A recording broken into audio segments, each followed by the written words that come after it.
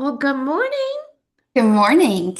I'm so excited to have Allison join us today for getting back to the basics because I've had the thrill and honor of meeting Allison as a young AP and watch her go through her AP journey and then move districts, move schools, and stepped into her principalship. And I had the great pleasure of serving as a mini mentor for her as she started out her principalship, and now she's just creating incredible waves. So, welcome, Allison. And I'd love for you to just share with our listeners just a little bit of your experience.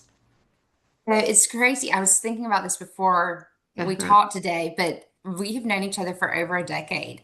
I And know. Isn't that I crazy? yes, and I actually was an instructional coach when we first met at Pillion, Yes. and watching, some of the implementation of initiatives there, and Uh-huh. then moving to Casey Elementary where I was an AP and focused really heavily on behavior, and now at Belvedere the last 6 years. And so I feel like I've grown up as a professional over those. I Uh-huh. cry a lot less now, and so I think that is a huge growth in Yeah, itself. that comes with age. You stop crying more. It I was forgot about you being an instructional coach when we met. Oh my goodness, you're right. That man, I have been right alongside your entire journey there. That's exciting. yes. Years. Well, you were selected for the podcast and for the book Cameo because part of that growing through those roles and maturing as an educator is really you have latched on to this idea that systems make you or break you, right? You have figured out the hard way and the easy way that if you can put some structure in place, it can create different outcomes for you. So your chapter is just that. It's about structure is not the enemy, but you can be too structured. So how do you find that balance? And what we want as we look at structure and systems is if they are giving you clarity, they're giving you some consistency, and they establish routines, that's going to free you up to do other things like meet needs or get innovative with things. And so that's why you were chosen for this chapter. Um, I want to kind of shift now and talk about okay, yes, you are at your school for 6 years. That's where you started your principalship. And when you and I first connected, as you moved into this role, it was a little overwhelming, right? Because there was a lot taking place. But you really decided to take the time and evaluate what things were in place. And also, you wanted to discover kind of what was needed. Can you tell us a little bit about that process, what it took, and what you learned through that? I think when I first got to Belvedere, I was very responsive all Mhm. of the time. Like somebody would bring something to me and I was going to give them a solution to leave with. Uh-huh. And everything was reacting to things that were brought to me versus more of a long range plan and having very clear goals. I was more on like, let's all, I want everybody to enjoy being here. I want our kids to enjoy being here. And it did, I mean, if somebody came to me and said, like, oh, first block planning doesn't work for our grade level because of X, Y, Z, I'm like, oh, you're totally right. Like, let me move so that you don't have first block planning. Well, nobody actually wants first block planning. And so I just moved the problem to someone else. And then they came to me, and I felt like I was constantly reacting to problem after problem after problem. And Right. even within the community, parents would come with this concern. I'm like, oh, I can fix that for you. But in reality, I may have fixed it for them, but I created a problem for someone else. It really took, and I would say the first 2 years to realize that I needed to go back to the drawing board and go through with my leadership team and my whole faculty and saying, okay, what are our goals and what Mhm. are our strategies to accomplish those goals to create a framework of systems? And Yeah. now that we have that, people will say, oh, that goes on the parking lot for next year. That's a good idea, but that goes on the parking lot for next year. Like they know that we're not going to make a mid-year throw in an initiative. Like we have Right. our plan and we're tracking our plan and come like I'd say February to April, May-ish, we tweak the plan for the upcoming year. But it has helped me be more focused and I think we've gotten better results from it. But I think it also gives the staff a comfort that something's not going to be thrown at them or somebody else isn't going to have this really super cool idea that then created more work Mm-hmm. for them. And I think it even has given me a platform that no matter who comes in, I can say, oh, I love that. Like, that is such a cool idea. Let's parking lot. And then we'll look at it in our leadership team and we'll see how that would fit into our plan for next year. So it's not me being the yes, no person or, hey, I don't love your idea or I do love your idea. We have even a system for processing the ideas. That's right. Do you find that that system kind of lets you prioritize as well as gives you the think space and the time you're giving your due diligence to it? 100%. And I think the system roots back into what our clear goals are. Right. So, for us, it's a reading achievement goal, a math achievement goal, a Mm-hmm. climate goal. And the climate goal is kind of twofold. One is focused kind of on staff retention, and one is focused on student behavior.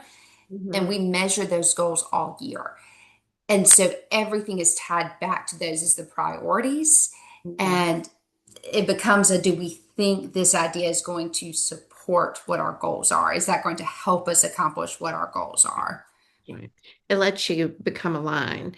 And that Yes. really is speaking to what we were saying before about the freedom, right? You have Hmm. the freedom to give it the thought that it deserves because you're not trying to rush and make a decision.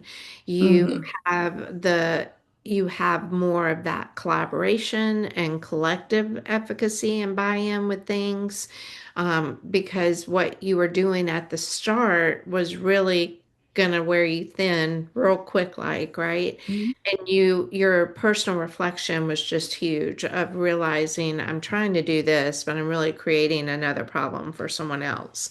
So that maturity within that reflection.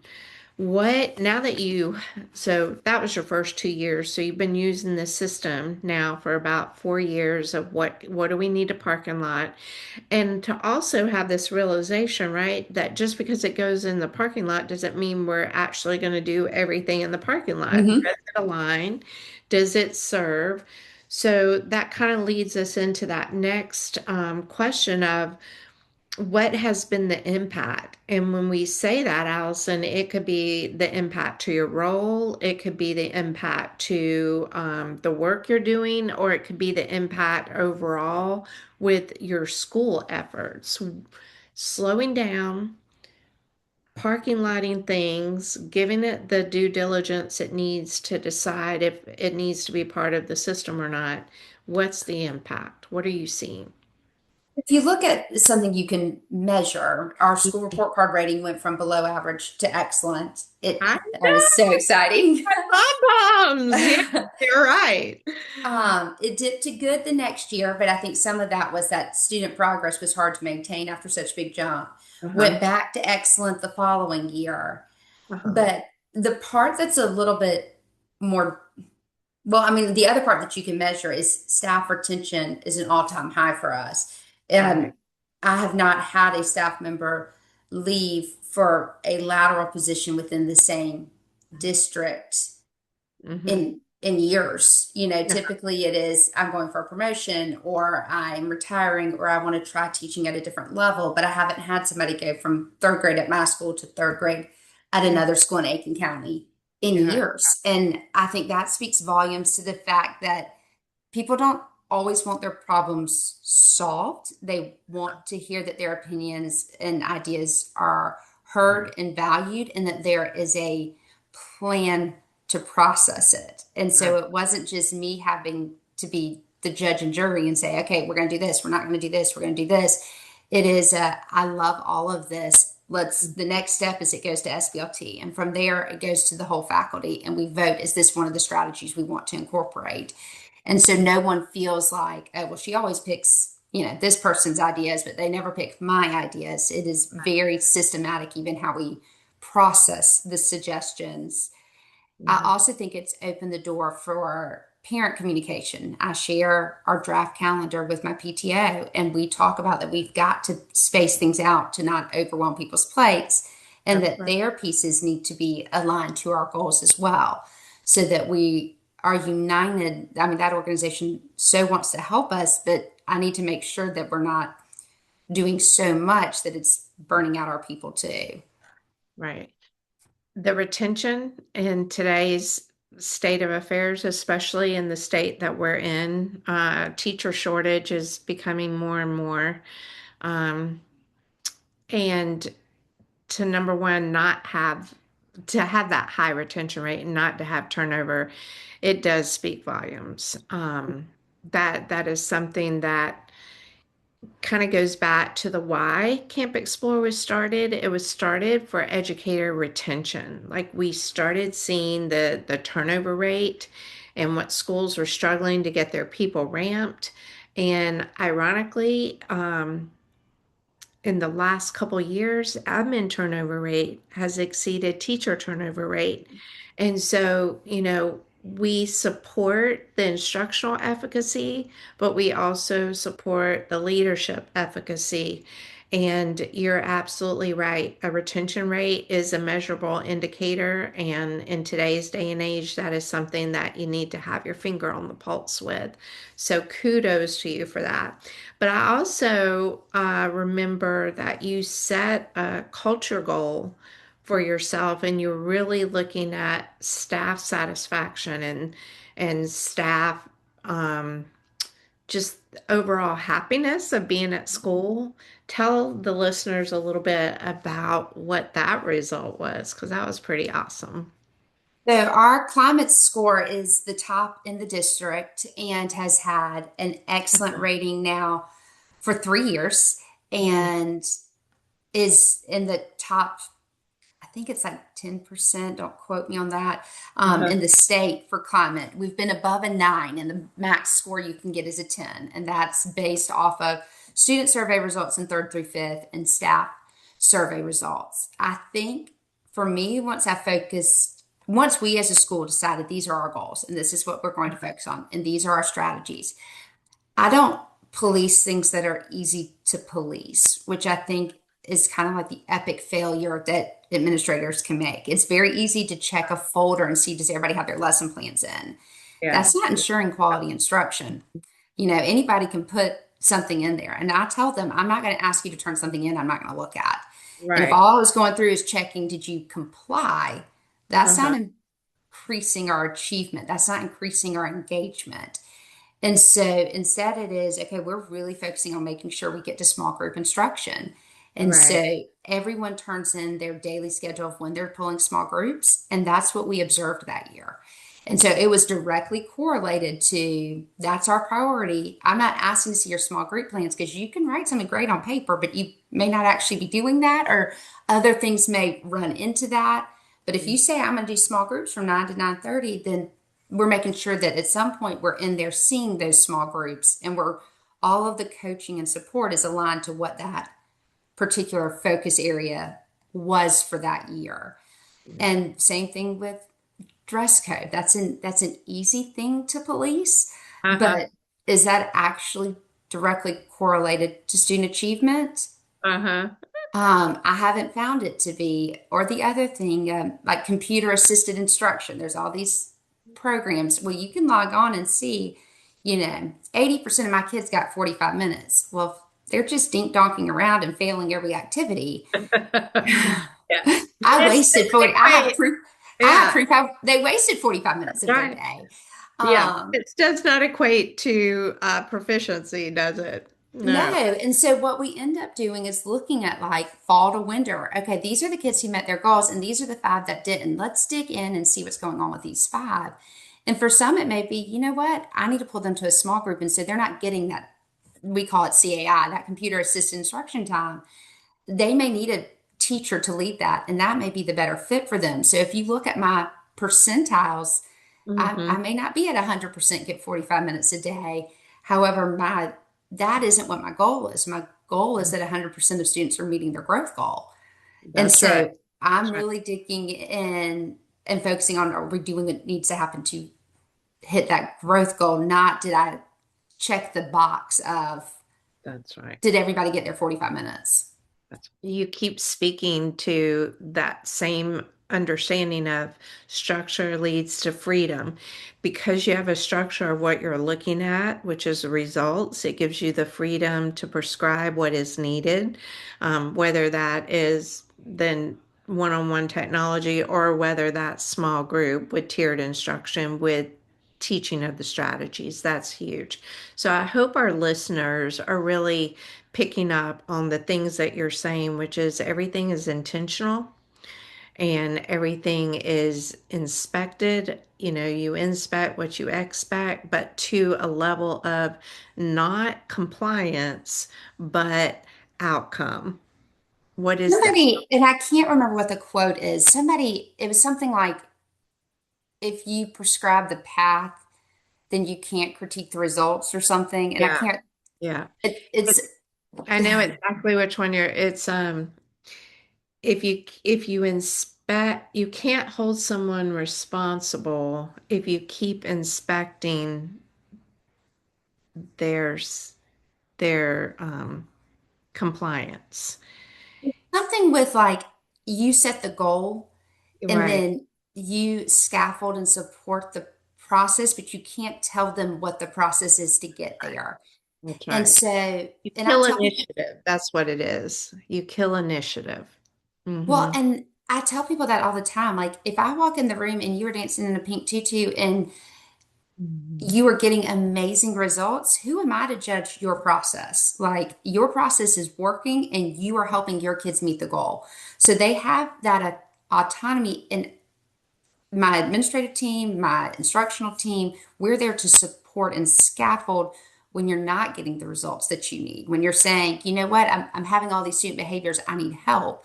That's when we come in. I can't tell you the process up front because that process may not work with you and your That's style. So I think people feel they have the freedom within their room to accomplish the common goal, how works best for them. And that is rare and unique in today's setting. I mean, it truly Hmm. is because everyone's so locked into the prescribed curriculum. And I think back to my teaching days. I worked for an amazing administrator, Dr. Kathy Howard, and she let me have that autonomy because my teaching style was so different. So to anyone else walking in the room, it might look like teetotal chaos, but she knew the results it was getting, and so she always supported um, Hmm. my zany ideas. And then as I moved into my own principalship, I had this one particular principal who is now, I'm sorry, this one teacher who is now a principal of her own school, and I'm just so thrilled to watch her grow up in leadership. But when I first hired her, and we were doing a district walkthrough with my executive director and the superintendent, and we go down to the classroom, and I'm so excited to go show them what's happening at this grade level. And we walk in, she doesn't have any shoes on, and she is just teaching her heart out, and the kids are just, all on task and engaged, and great things are happening. And we walked out and they were like, why did you not comment on her not having her shoes on? And I was like, oh, well, that's just Drina. She doesn't wear shoes. And it's like, that's a problem. And I was like, is it? Hmm. Is it? And then it was, well, she didn't have her tattoo covered up. And I was like, okay, well, that's part of the dress code. And I was like, all right, well, I'll make sure to remind her of that. And I said, but can I show you her results of what she's getting Hmm. with this group of difficult boys that have always been underperforming or low performing, and they are knocking it out of the ballpark. And Hmm.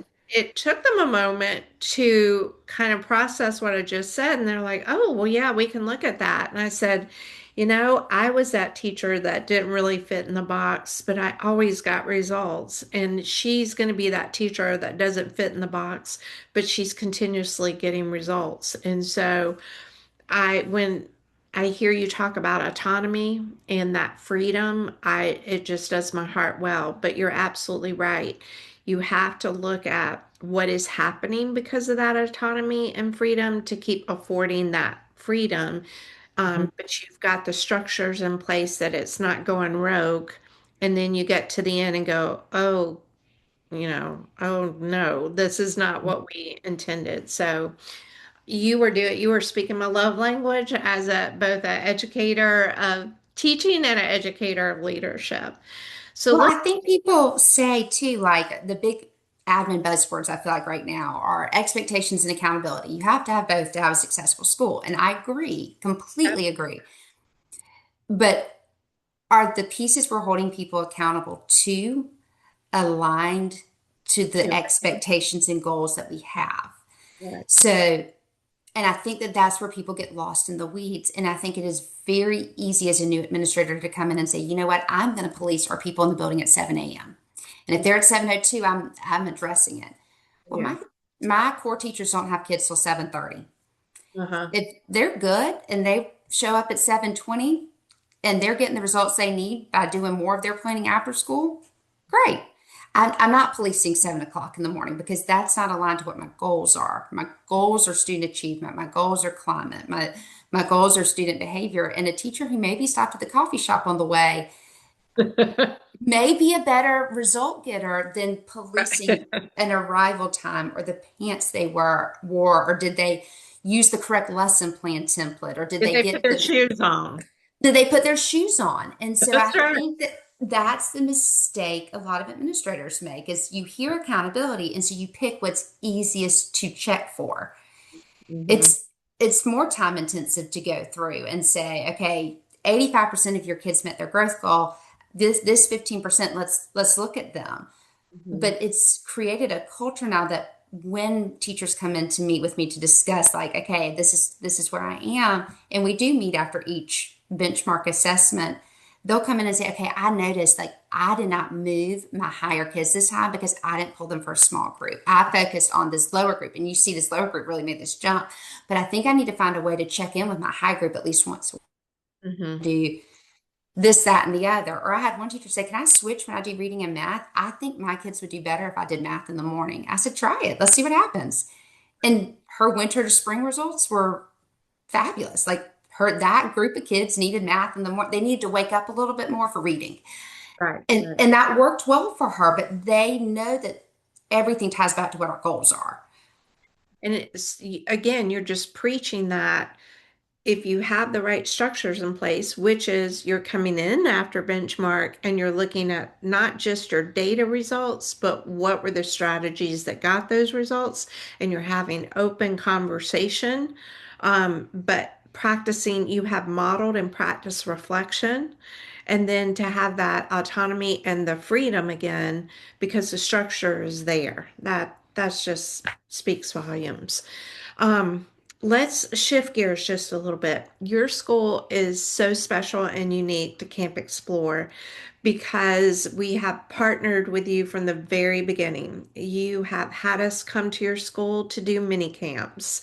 You have engaged in test prep in both our boot camp and our training camp. You have attended summer camps for admin teams and for teachers.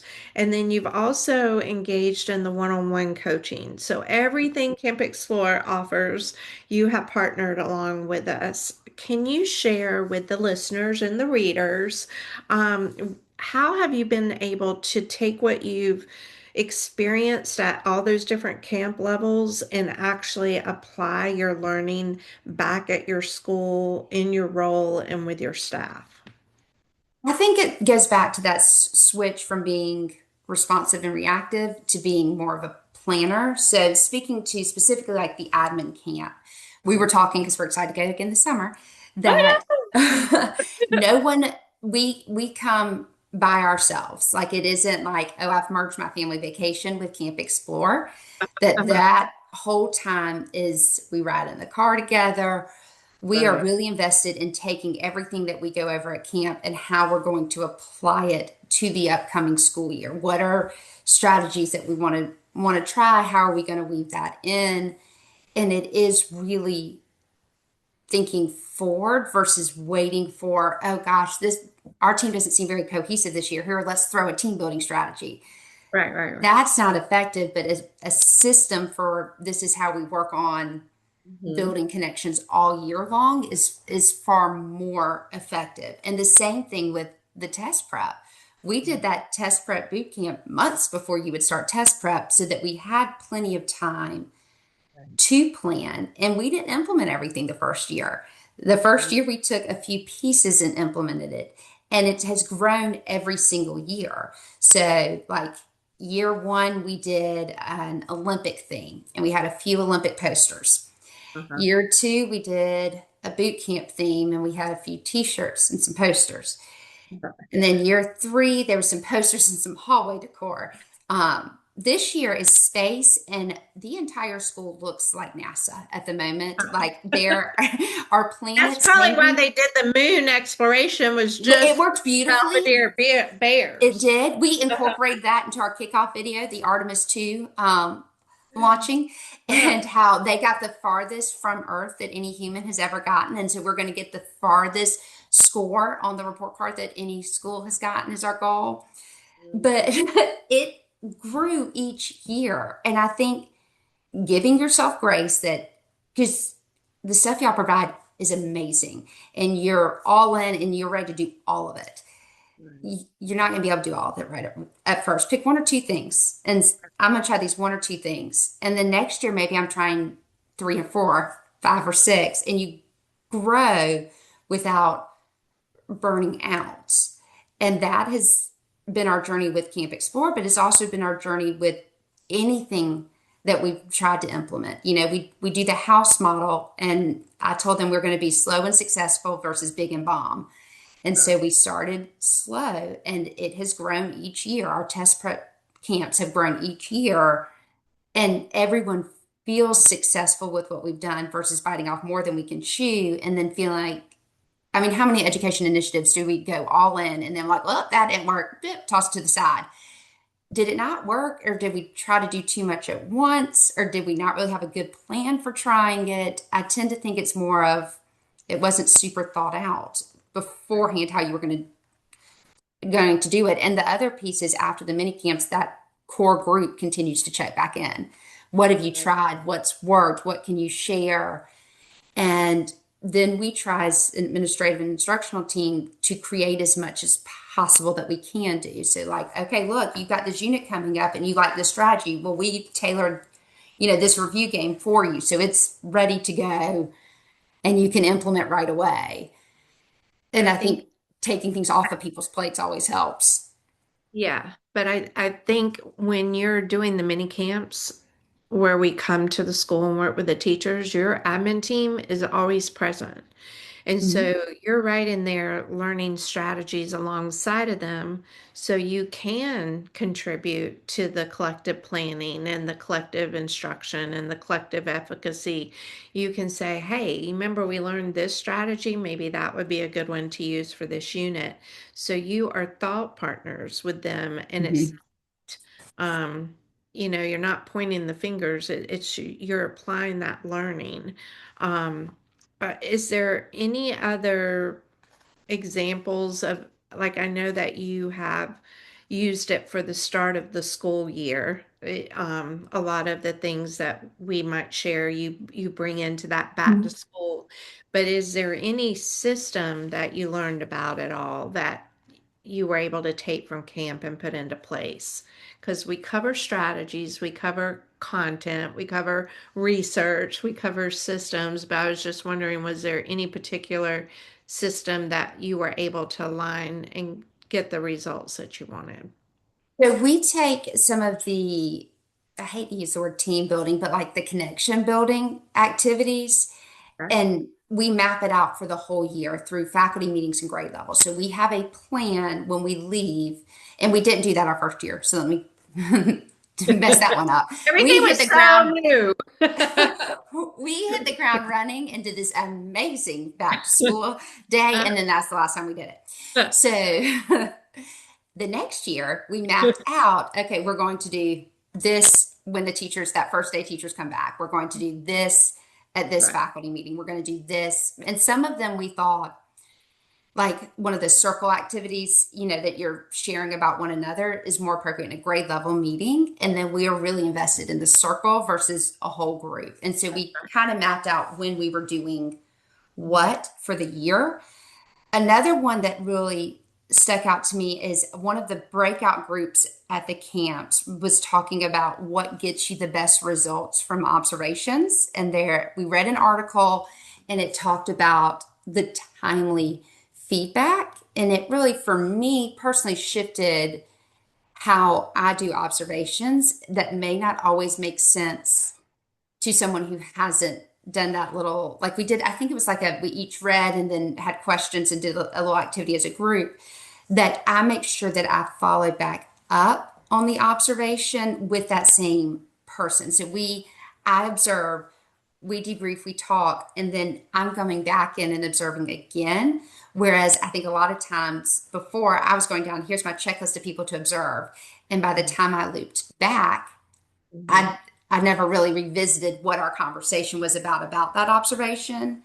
We've grown that some and that we keep a shared document now. And I'll put like my conversation was, that we're going to work on more positive affirmations for students participating to, promote student engagement. Mhm. And so then the next person who observes, even if it's not me, can see like that was the piece of feedback.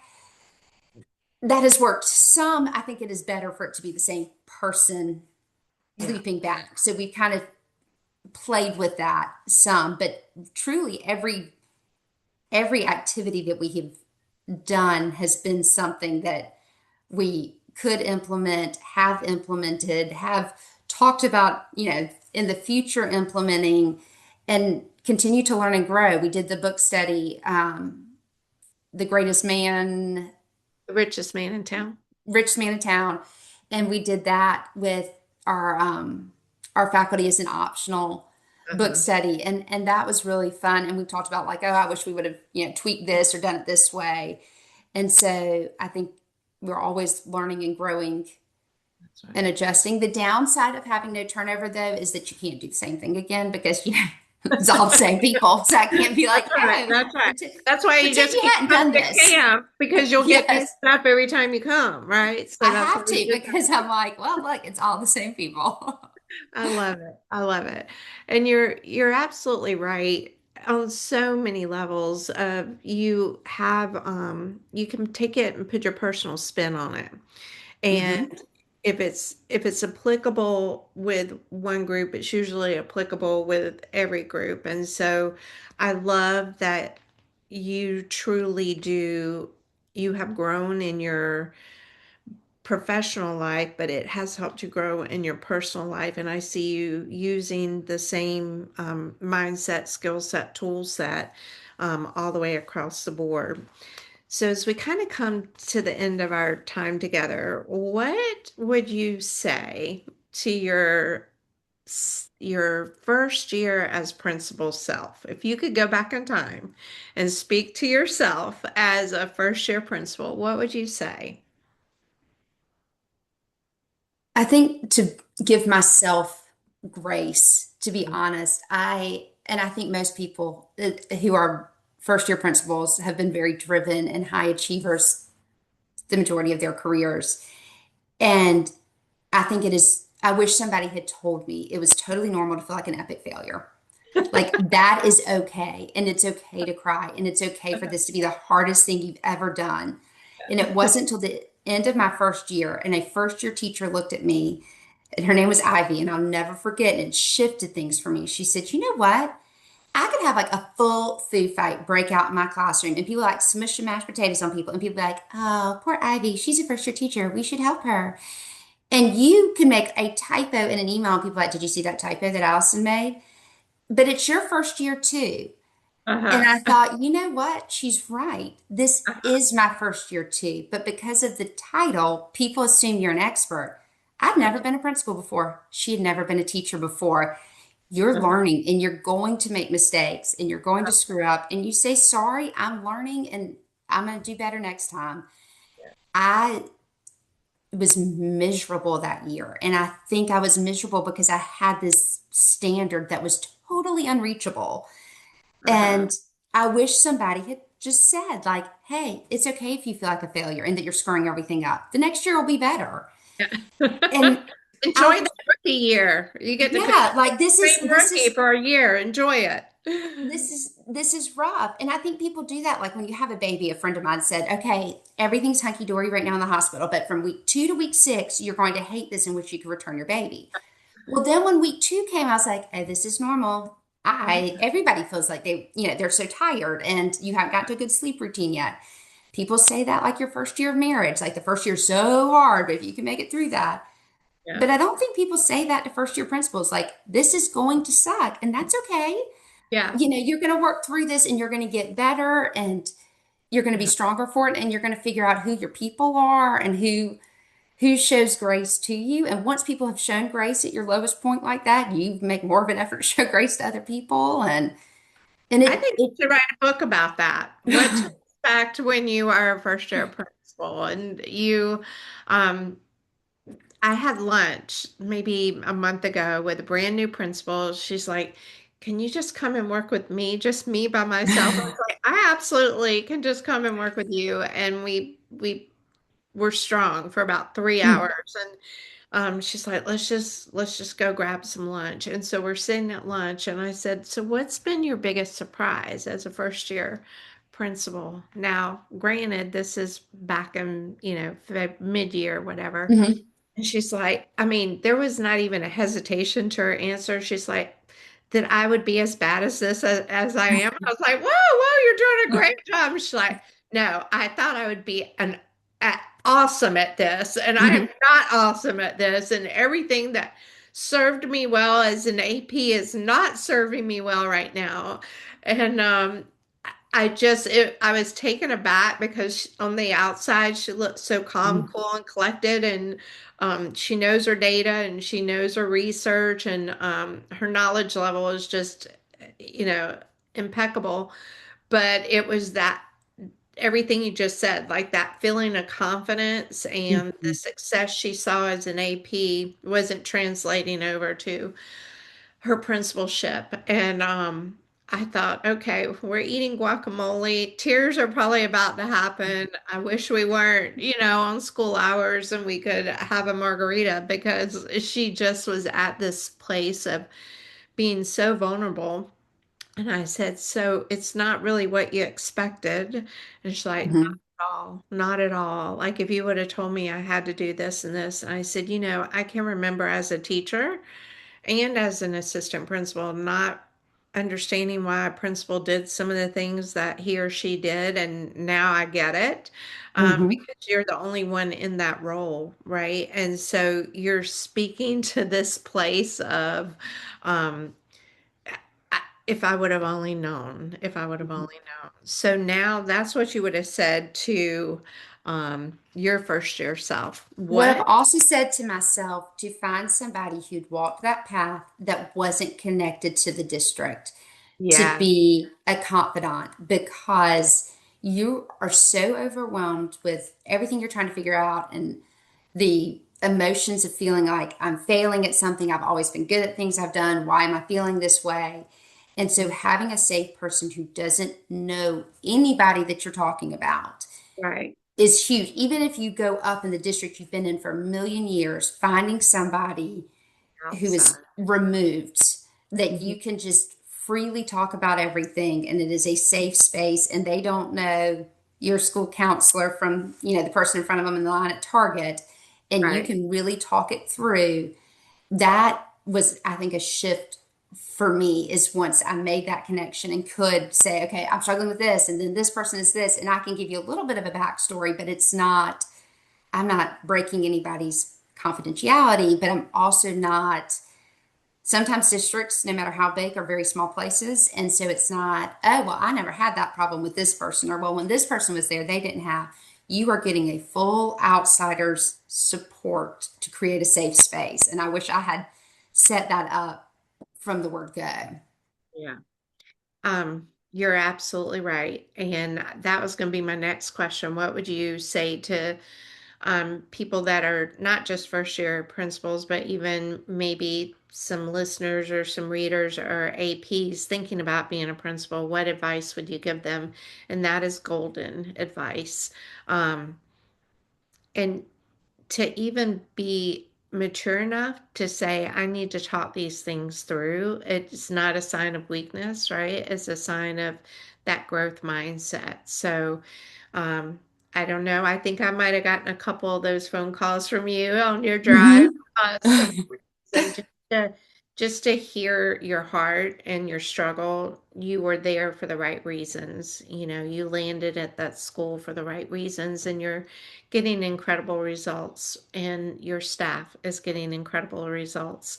So I want to thank you from the bottom of my coaching heart, for entrusting us to partner with you, but also allowing us to be part of your journey, both personally and professionally, and just seeing you grow. So you are the epitome of an educator and an educator advocate. Like, you advocate for your students, you advocate for your staff, and you're learning to advocate for yourself. So we are honored to know you and partner with you. Part of the camping experience is that we hope to be partners for life, like whatever that may look like. And so thank you for spending time with us today. Of course. And I can't thank y'all enough. I do feel like Camp Explorer became a safe place for me. And it was, I talk about how hard that first year was. And now, having gone through some challenges in my personal life, school became my safe place. And if you told me that on year one, I'd have been like, you are crazy. Um, but now school and work sometimes is my safe place, and Camp Explore helped guide that. And more than that, y'all helped me find the joy in the work again. And it is so easy to get bogged down in initiatives and pressure and what's coming down from the district and what you need to do. And you've got this kid and you've got this parent who's mad at you. Work is fun again. And I genuinely look forward to going and getting to be a part of my team and finding that joy. And it's easy to lose it. So for people who feel like they've lost it, even if you're not thinking about administration or you're not thinking about being a principal, the Camp Explore can help you find the fun in teaching. And you spend way too many hours to not get joy from it. You're not getting the pay for the work you're doing. So finding the way for it to be rewarding and for you to have just as much fun as your kids are having, that's priceless. That's right. What a great comment to end on. You said it so well, and you just affirmed our mission and our vision, which is to help educators find the joy in what they do so that they will stay in the world of education and continue to make an impact. So thank you for solidifying our mission and vision. And I hope you have a great rest of your school year. And I know the listeners and the readers are going to truly connect to your passion. It came through today. So thank you again. Of course.